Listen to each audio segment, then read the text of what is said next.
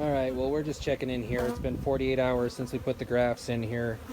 Um, I was gonna say, usually I get like, in this setup, I usually get like 50-60% take.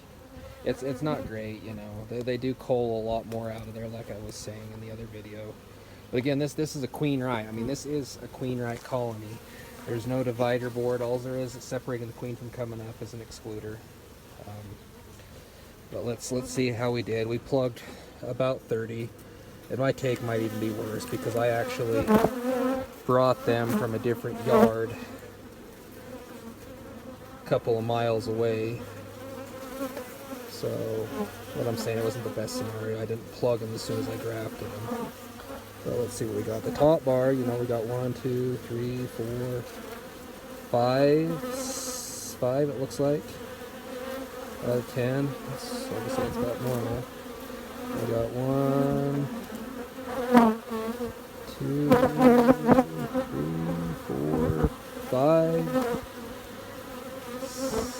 5 or 6 on that one, and then a few on the bottom. So again, like I said, queen right. We'll come back and see how well those cells develop by the weekend. Okay, we're back. It's been a week. We're gonna get back into this colony here on the right. Again, queen right colony. No divider board, nothing like that. All we use to separate the queen from being able to go up was an excluder, and that's the way it's been the entire time. Production colony has a lot of honey in it, and we put grafts in it, so we're gonna see how those grafts did. Basically this would be day 10. Kind of young.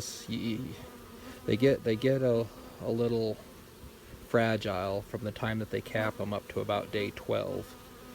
So we're just going to try to be really gentle with them. We're going to get them loaded up and take them into an incubator, and then a few days later we're going to see how those did, in the incubator. So okay, let's take a look. See how we got the top 2 supers off.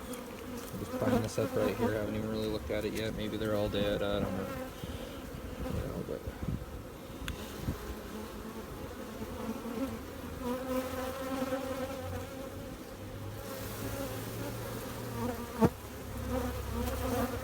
I was telling you they do put comb on the bottom, but not a big deal.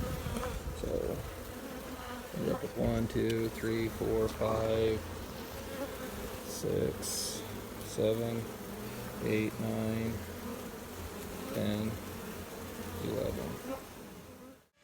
Okay, here we are, just putting them in the incubator, and I feel so bad about this. Trying to do videos and taking pictures. I've probably had these things out longer than I should have. They said they're at a delicate age, 10 days. Unfortunately, I even dropped a couple of them, but we'll see what our take is. So this is the incubator I use. Pretty small. This is small scale. It's not like crazy. We're honestly kind of in that bridge between hobbyist and sideliner, and this is what we use, and it facilitates us pretty good. And like I said, out of those 30 cells that I grafted, we only got 11. And that's what I explained at the first. That this setup does work, but they tend to cull a little bit more. But I mean, you can see the quality of some of those cells. You can see how full they are on royal jelly.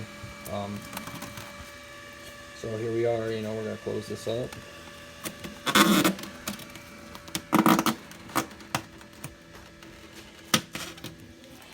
This is the incubator that I like.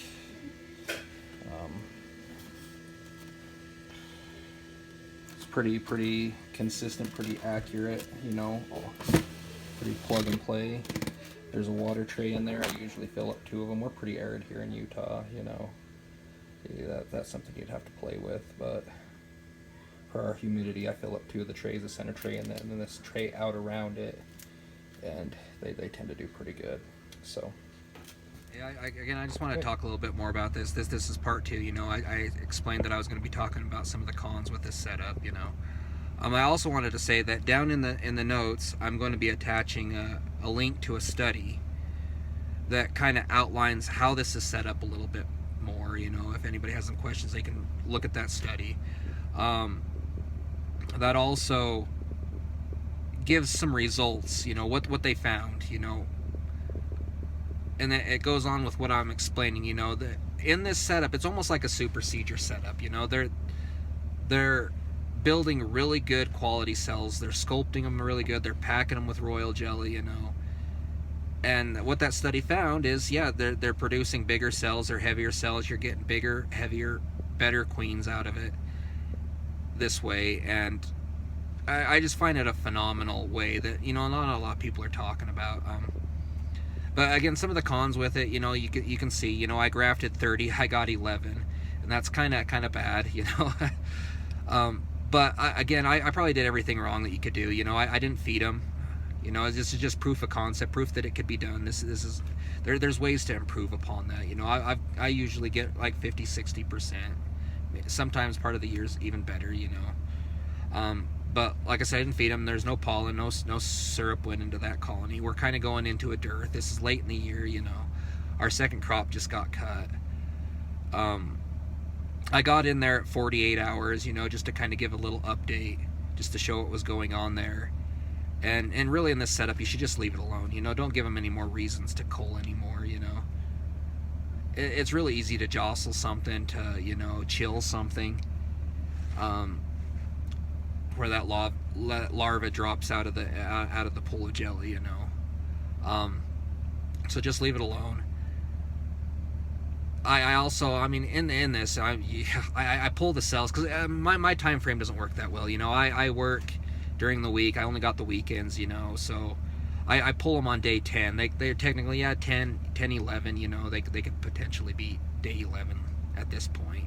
But it's best to wait until like 12 or 13 to pull cells. It is, you know, they're a little bit better developed at that point. They're not so fragile.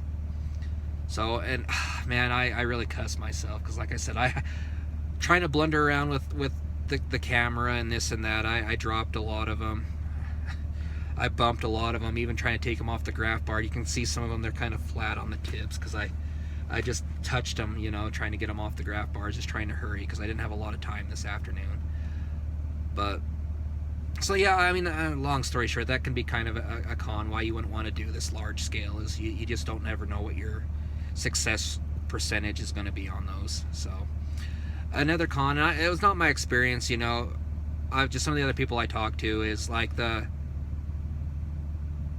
they say with this kind of setup, you know, that the queens, the colonies tend to have a little bit higher swarm rate. You know, they tend to try to swarm, and that's honestly not my experience. I mean, I did it in several colonies this year. I raised probably close to 100 queens this way this year, and none of those really tried to swarm. What I did see, though, was like every once in a while below the queen excluder, and usually that happened when I first set the colony up. Like I pushed the queen down, pulled some brood up, put the excluder in there, then threw the grafts in there. What would sometimes happen is they would try to build some supersedure cells downstairs. And I know they're supersedure because they only would do like 1 or 2. It wasn't like they were trying to swarm, you know. But again, normal inspection, you're supposed to be in there every week, you know, during swarm season. You go in there, you find any cells, you knock them out. You're not doing anything extra, honestly. You're just not. If you're doing what you're supposed to, you're not doing anything extra. So, so in that regard, I don't know if I'd really consider that a con. You know, you're getting in there, you're doing what you're supposed to. Works really great hand in hand with like single brood management. You know, people that are just running one deep for keeping the queen in. I find it works fantastic with that because you're already in that setup. You pull some brood up to kind of get them working on, you know, the honey stores and this and that, making sure they're going up, building comb, doing all this, you know, and then you put your grafts in there. Fantastic. You know, you're raising queens, you're getting honey. Some of the colonies that I did this in this year, best colonies I had and I don't know if that's any coincidence, but some of my best colonies for bringing in honey this year. They're just fantastic, you know. So, you know, again, like I'm going to attach some pictures. I'm going to show some videos, some of the queens I did this year, you know, like, dislike, you know, subscribe. I'm gonna be doing some more videos. You know, some people complained about the sound quality. I'm sorry. You know, I'm basically doing this on my cell phone. It's a couple years old. I mean, if people really like this kind of content, you know, they're liking this. I'll probably do some other videos. I've got some good equipment, good ideas to be trying in the future. One of which is I've got a microscope and like a camera to like I could actually show you grafting really good detail with good lighting, how to graft, how to pull a cell out of or a larva out of a cell. So that's something I'll probably be working on. I'll be giving updates for like how these queens do, even though I really mistreated those. So I hope I get some out of it. But hope I didn't get them chilled trying to take pictures. Like I said, I did drop a couple. I was like, oh, I can't believe I just did that.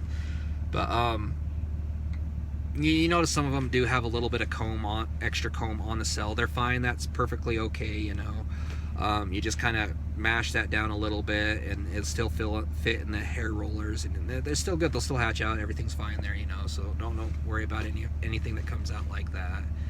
And like I said, I'll be giving updates on those. I'll be putting those in queen. If they hatch out, I'll be putting those in mating nukes, and we'll do some queen castles and some stuff like that. I'll give an update on those. So, but yeah, again, questions. Feel free to subscribe if you like the content. Like, dislike, hit me up. Thanks.